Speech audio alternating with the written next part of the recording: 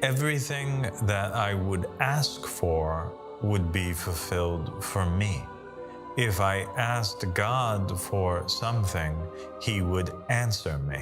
Okay. It almost became like this challenge or this game that was being played. It was almost as if God was saying to me, you are not going to be more generous than me. I am the most generous. Don't think that because you did that now I will be stingy with you. On the contrary, just as you are, I will be that, and even tenfold. Okay. Wow.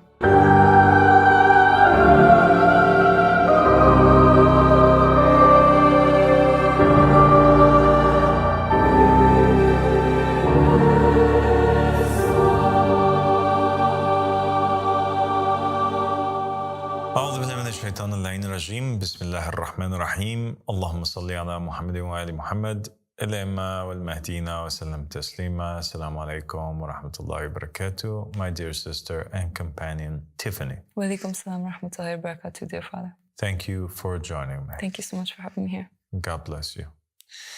So there was a time period in which there was a pop culture phenomenon called The Secret. And it was based upon this book that was titled The Secret, that was written by certain individuals that were promoting the law of attraction as being the ultimate solution to all problems in life.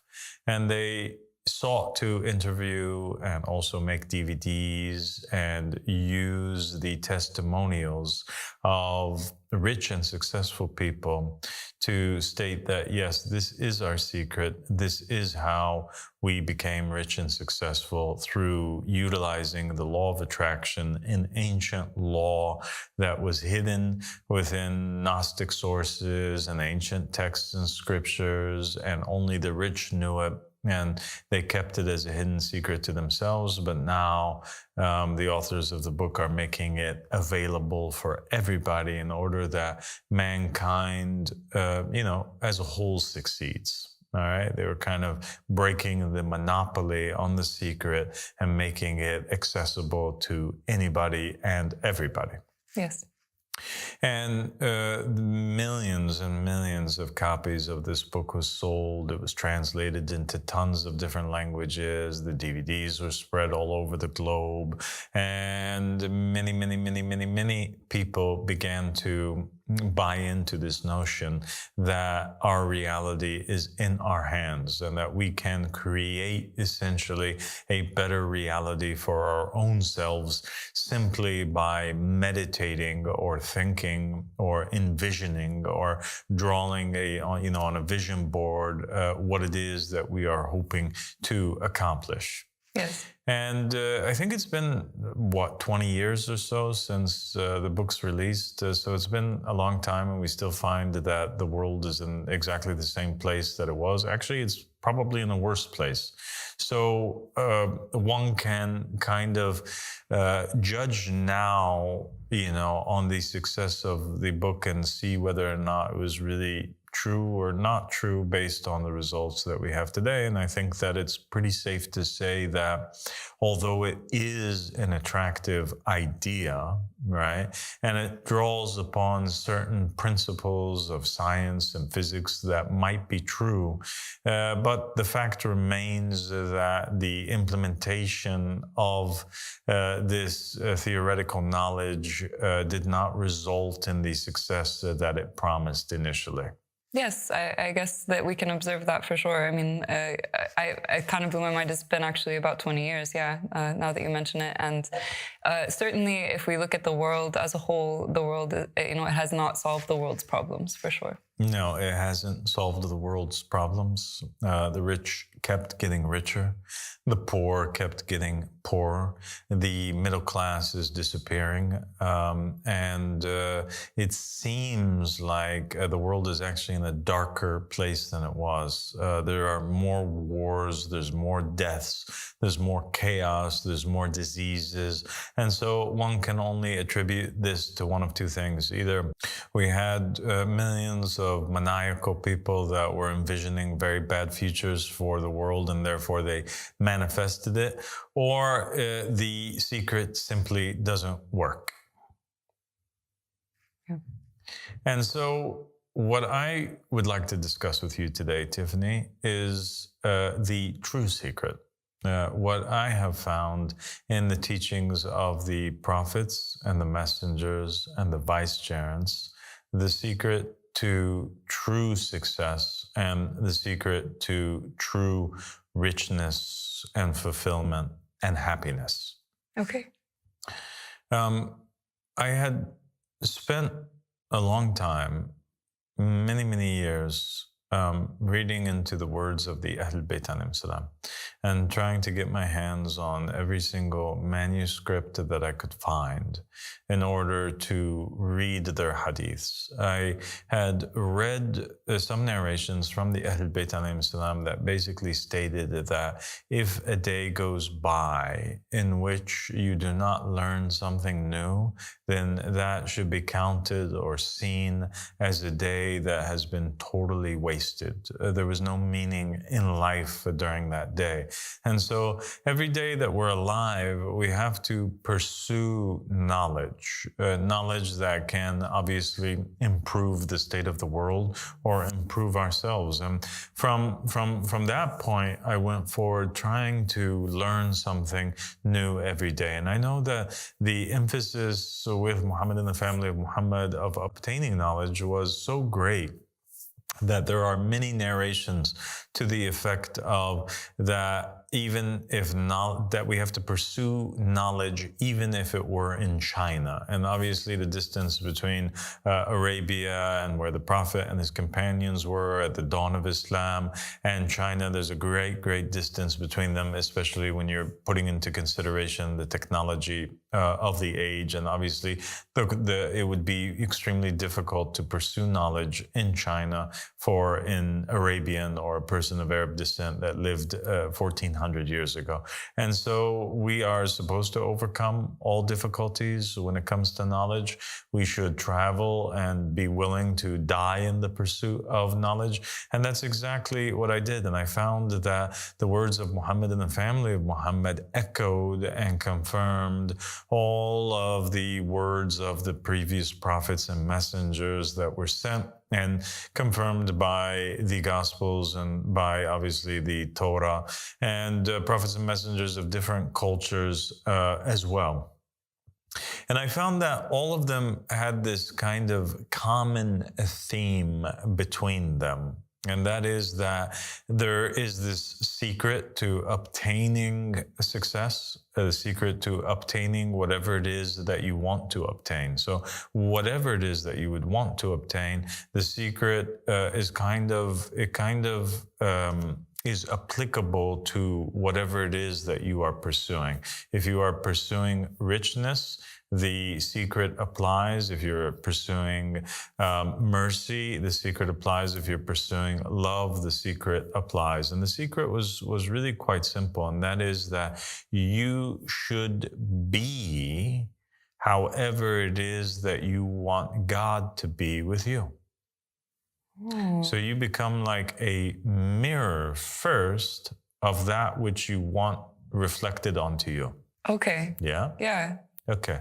So, yeah, if you want to be rich then, and you recognized that God is the one who is the rich, Al-Ghani, right, is one of his names, and you wanted to be Ghaniyu Billah, you wanted to be rich through God or by God, then you had to reflect his actions that you hope to obtain for yourself with others. Okay. Okay? Okay. That's very interesting. So if you want that your prayers be accepted and you're constantly asking God to give you what you want in life, then you also had to be the fulfiller of prayers for other creatures. Yes. And once you aligned yourself and you became that for other creatures, God would be that for you. Wow. In other words, it is a way of applying practically the hadith of the Prophet Muhammad sallallahu alaihi wasallam when he says that God does not change what is with a people until they change what is with their own selves. And so I took this idea, I took this notion, and I decided to experiment with it. And I decided to apply it. And I made an oath and a covenant with God.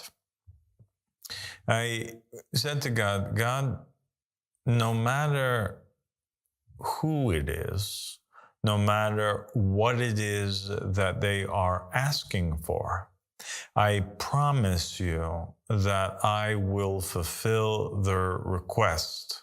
Okay? Okay. So long as I am capable of it. Because Allah subhanahu wa ta'ala obviously does not burden a soul with that which it cannot bear, meaning you're not obliged to do something if you don't have the resources or the ability to do so. But so long as you have the resources and the ability to do so, I promised that I would do so. And I would see it as an obligation upon myself to do so. And I would see that the person who is requesting from me something to be a vessel whereby God is testing me or God is giving me an opportunity to do something. And I also had found many narrations from the Ahlul Bayt alayhim salam that basically confirmed this idea. And it said that there's one narration that said that we should never be upset when somebody asks us for something, because actually this is a blessing in disguise. Okay. And that if we don't fulfill the request of the person who asks, or we get upset about that, or we shun that, then God would move that blessing towards someone else. We also had, and I paid very close attention to this kind of theme that was woven into the traditions and into the biblical texts and stories of the prophets and the messengers of God basically testing prophets and messengers. And this is also in the narrations. God would test the prophets and messengers by basically making them have a taste of their own medicine, or having them pass judgment on their own selves. Yeah. And so there were narrations in Islam of particular prophets that would constantly ask for mercy from God for their people. And God would be wanting to, or see fit, that he punish these people. And the prophet would object to God's wisdom. And so God would revert to testing them with a very simple test. And he would send to them an individual who would usually be an angel that would be disguised as a human being. And the angel would pose a particular problem to him. And then once the prophet judged, God would essentially parallel or mirror that judgment on a larger scale with the people. And the prophet would have no room to object, because God is only now applying the very punishment that the prophet himself had decreed. Okay. Does that make sense? Yes, it makes sense. It makes sense. So it requires a person to sort of acknowledge and be aware of God's justice system. God has this, great justice system of karma where you reap what you sow. And so the secret seems to be really tied to that concept. Exactly. And we see an example of this actually in the Torah, in the story of David. And there was a particular incident where there was a man with 99 sheep, right? Yeah. And his neighbor had one sheep. Do you know this story? Yeah. So the prophet Nathan, he came to David and he asked him to judge in this matter. So there was a man who had 99 sheep and a man who had one sheep. And the man who had 99 wanted to take the one from the other man. And David was very appalled at this, and he thought it was so terrible. But the wisdom behind this parable is that David had actually done the same thing with Bathsheba. He had taken the only wife of his neighbor, Uriah. So he was actually judging upon his own self in this story. Exactly. So what do we draw from this? We draw from this that God punishes people based on and deals with people exactly how they are. How they are is how God deals with them. And this is perhaps one of the meanings behind the narration of know yourself and you shall know your Lord. And one of the meanings behind the narration that says, it's a hadith Qudsi in which God says, I am how my servant perceives me to be. Okay. So how the individual is how God is going to be with him, because God is just. And so he uses the same scales that the individual uses for others. So if you want to change the destiny and the scales and the position and the situation that you're in, you're going to have to backtrack and change first what is with your own self in order that you change everything else that is around you, right? Wow. So the solution is within your own self. The solution is within yourself. And we have a narration that says that Imam Ali alayhi salam said that you think that you are a small germ, but yet enfolded within you is the greater cosmos, okay? And that is also one of the phases of interpretation of this particular narration. And so going back to the story, I decided that I was going to take these wisdoms and apply it in my actual life. And so I would walk on the streets of Egypt, and I might have in my pocket, say, 50 Egyptian pounds. And I would encounter a beggar on the street. If the beggar asked for money, I would ensure that I paid the beggar and gave the beggar a portion or perhaps all of that which I had. It would be dependent upon the situation. If I was walking and I had to go to a particular destination and I absolutely needed the money that was with me, then I would give everything else above the need to the individual that had asked me. Or perhaps I would assess the situation. And if I found that the person asking me was in greater need, then I would not hesitate to give everything that I had. Essentially, I would be conscious of the fact that this person asking could be an angel, and I could be in a test at the very moment with God, and that God, based on this interaction between me and the individual, will deal with me in the same way. And what I found to be true is that after going forth and doing these things, everything that I would ask for would be fulfilled for me. If I asked God for something, He would answer me. Okay. It would be accepted. Yeah. And I would expect that it would be accepted as well. And God was always more generous with me. It almost became like this challenge or this game that was being played, right? And obviously God is above all games and God is above all descriptions and characteristics, but in order to allow the listeners to, or the viewers to understand what it is that I'm saying, it was almost as if God was saying to me, you are not going to be more generous than me. I am the most generous. Don't think that because you did that now I will be stingy with you. On the contrary, just as you are, I will be that, and even tenfold. Okay. Wow. Okay? Okay. And so I found that a secret all of a sudden was unlocked. Yes. And all of my needs were fulfilled. And it got to the point, Tiffany, I swear to you, by Allah, الذي لا إله إلا هو, that I tell you the truth and the honest truth. It got to the point where if I would even imagine in my head or have a craving for whatever it may be, a chocolate, a donut, anything like this, it would automatically manifest itself without me even asking God for it.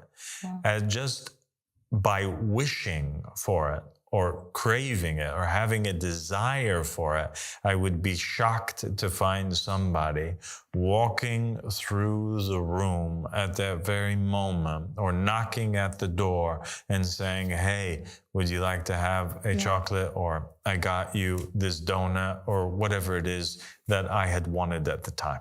That's incredible.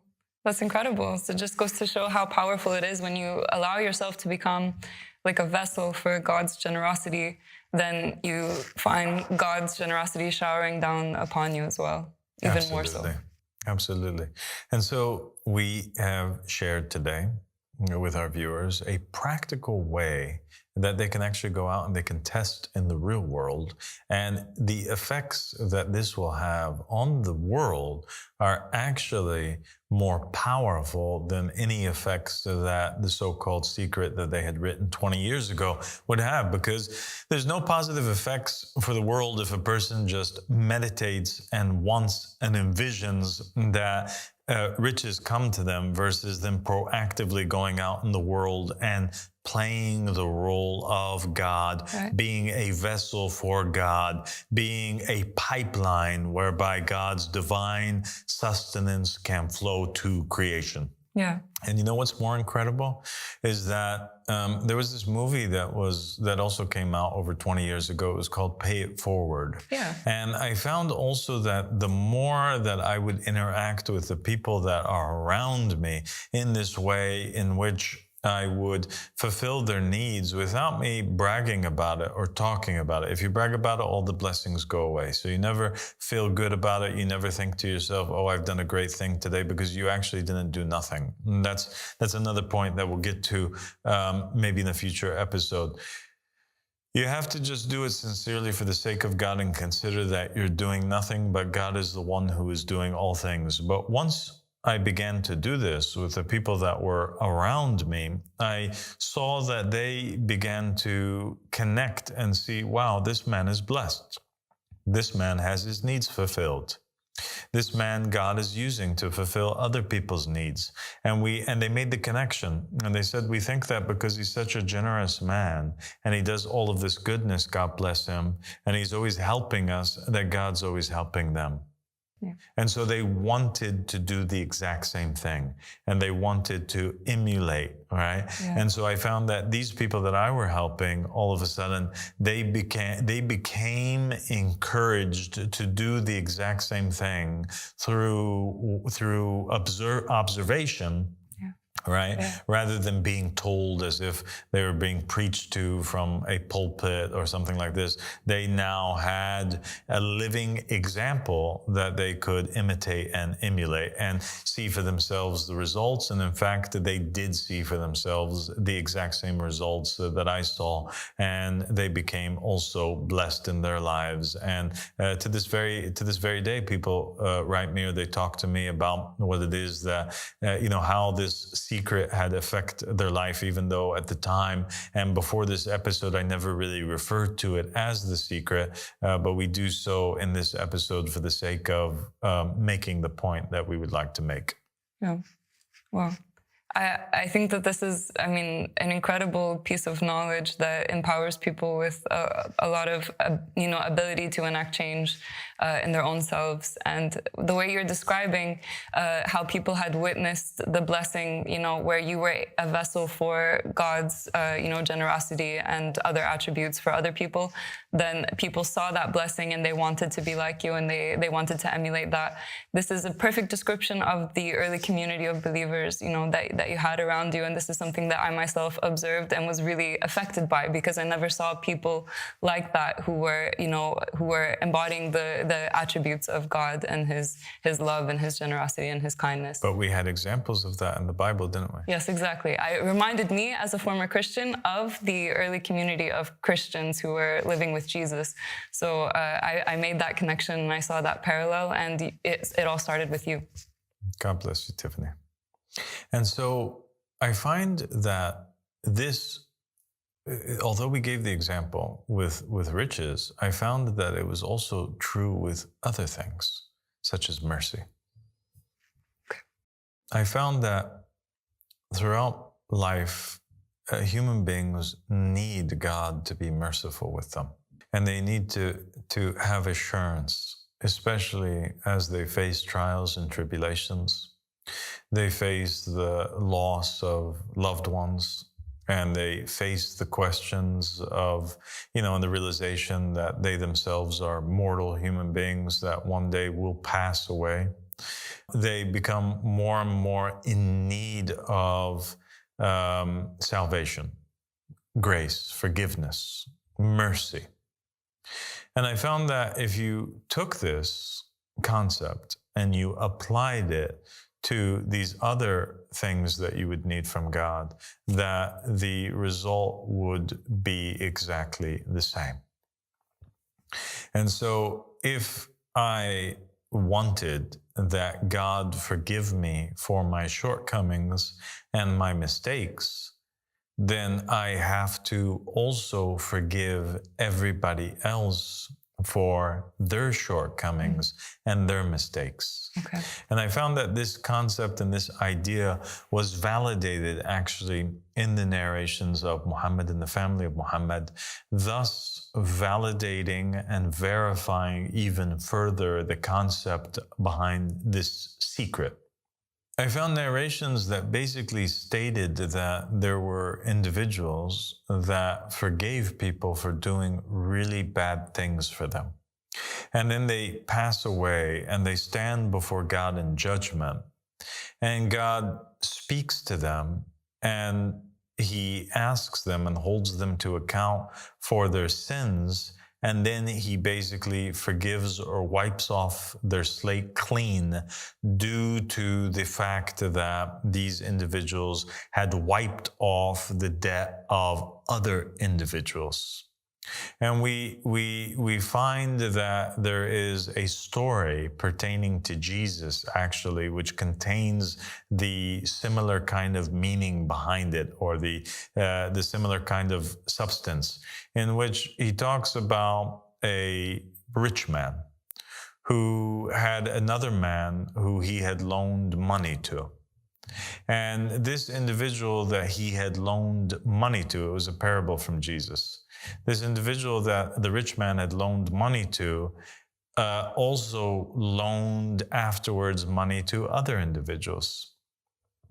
And then when it came time to pay the debt, the rich man who had initially loaned the second man, when the second man didn't have the ability to pay back the loan, the rich man who loaned him would forgive his debt. But the second man, when he would loan others, he would not forgive their debt.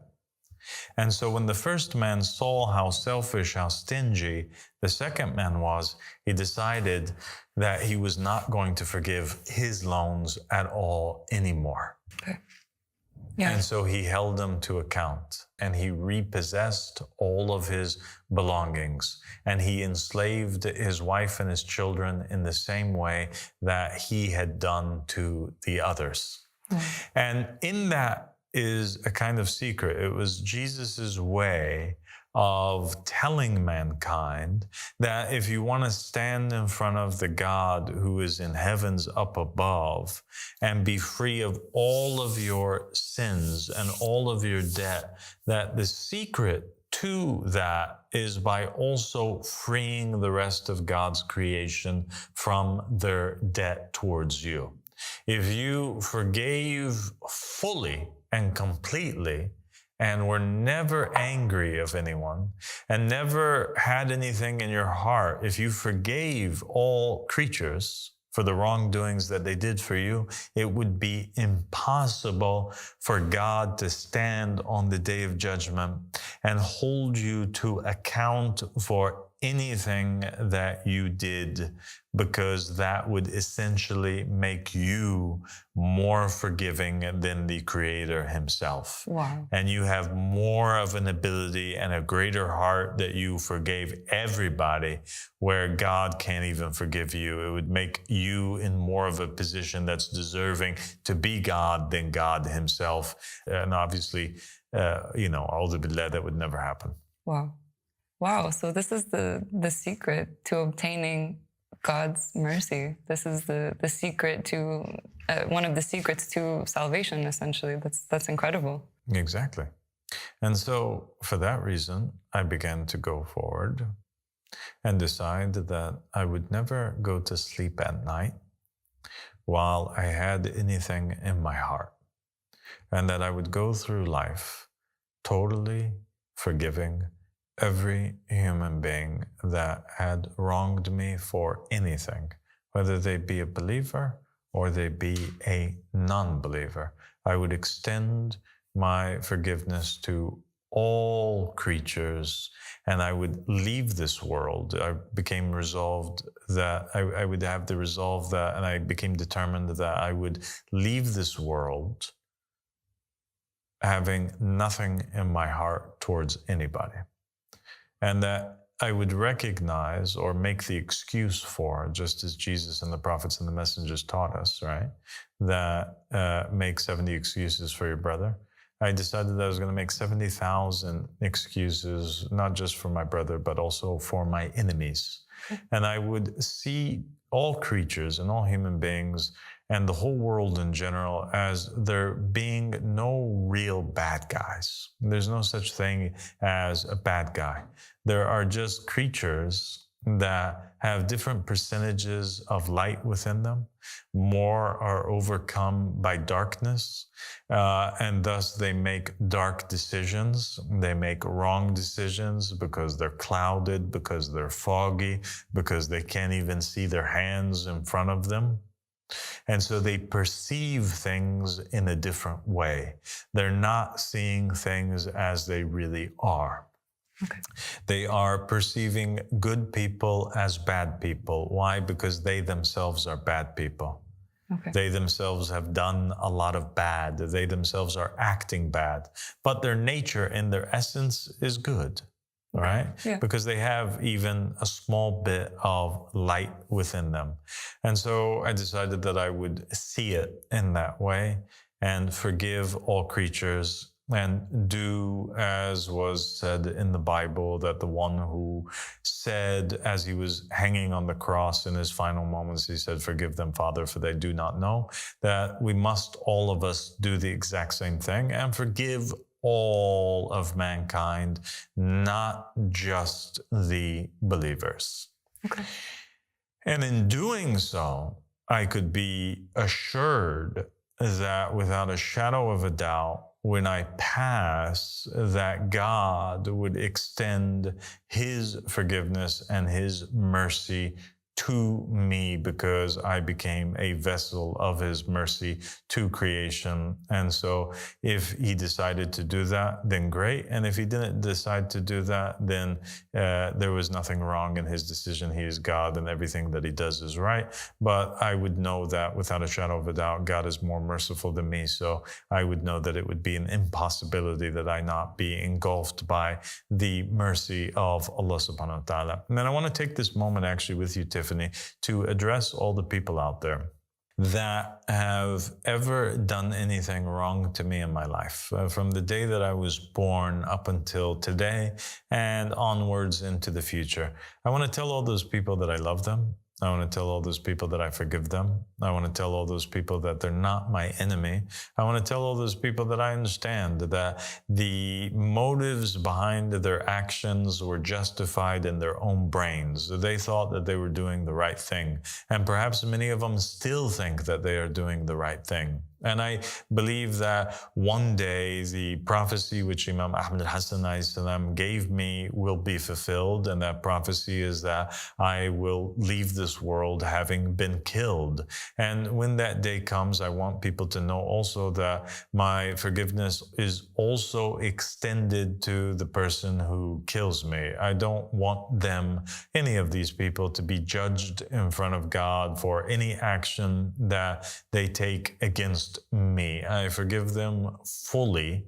That does not mean that I am encouraging an individual to not defend themselves or defend their families. I think that defense is necessary and it's an obligation, just as Krishna taught Arjuna in the Bhagavad Gita.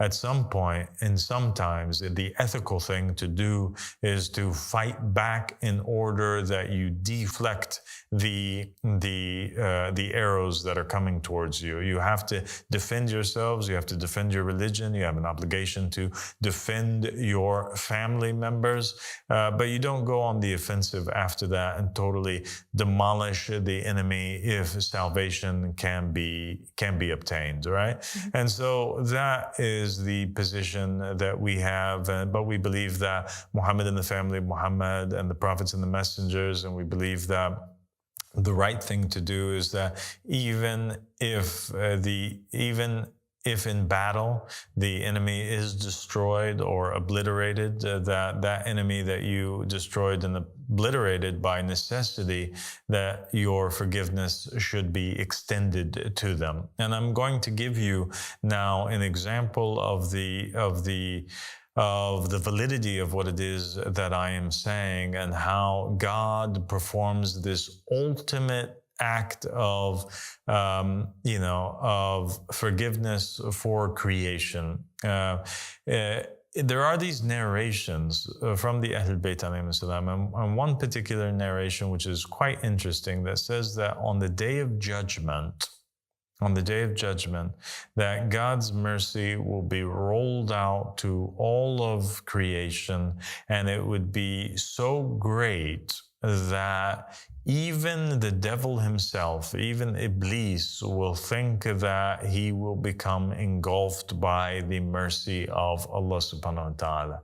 So imagine the devil and all of the crimes and all of the sins that he had committed, and how many people he had destroyed, and how many murders he was responsible for, and how many evil acts he was responsible for. Think about how impure, how evil, how bad he had been. Yeah. Even him, on the day of judgment, will think that the mercy of Allah subhanahu wa ta'ala will engulf him. So what is it that he sees that causes him to come to this conclusion? He must really see a whole lot of really bad people that did bad things, people that were condemned to hell, entering into heaven as an act of mercy and grace from Allah subhanahu wa ta'ala, irrespective of their faith, right? Yeah. Or their positions in life, that he himself thinks that he's going to be saved. And I actually wrote in the Goal of the Wise how I had this dream one day, and I asked Imam Ahmad al-Hasan alayhi salam about it, and I had asked him some questions. And Imam Ahmad al-Hasan alayhi salam basically told me that what I saw in the dream was true, and that actually in the hereafter, even Satan himself is engulfed by the mercy of Allah subhanahu wa ta'ala, and that the wrath of God upon Iblis is not everlasting. It's only up until a certain point. And that is the meaning of the verse in the Quran in which God says to Iblis, "And verily upon you is my curse until the day of recompense." And so we find here that God does not place Iblis under an everlasting curse, but rather he says that there's a curse upon you up until a particular point. Well, when you go back to the narrations of Muhammad and the family of Muhammad, and you see what is the meaning of this, when God says, وَإِنَّ عَلَيْكَ اللَّعْنَ إِلَى يَوْمِ الدِّينِ. What is Yawm al-Din? What is this day of religion, this day of recompense? What is this day? And you'll find that this day is the day of the Qiyamah, or the day of the Qiyam, or the day of the rise of the Qa'im, the judgment day which occurs on earth. Okay. And Imam Ahmad al-Hasan says that, yes, the punishment of Iblis is that he becomes dethroned, and he becomes humiliated, and he's killed at the hands and by the sword of the Qa'im. And that is when the curse is finally broken on Iblis. And after that, he obtains the mercy and the salvation from God Almighty. It's a huge revelation. It's a huge revelation, and it just goes to show the incredible mercy of God. I mean, it's beyond our comprehension. Even the ultimate adversary, can obtain God's mercy and be enveloped by God's mercy. That's huge.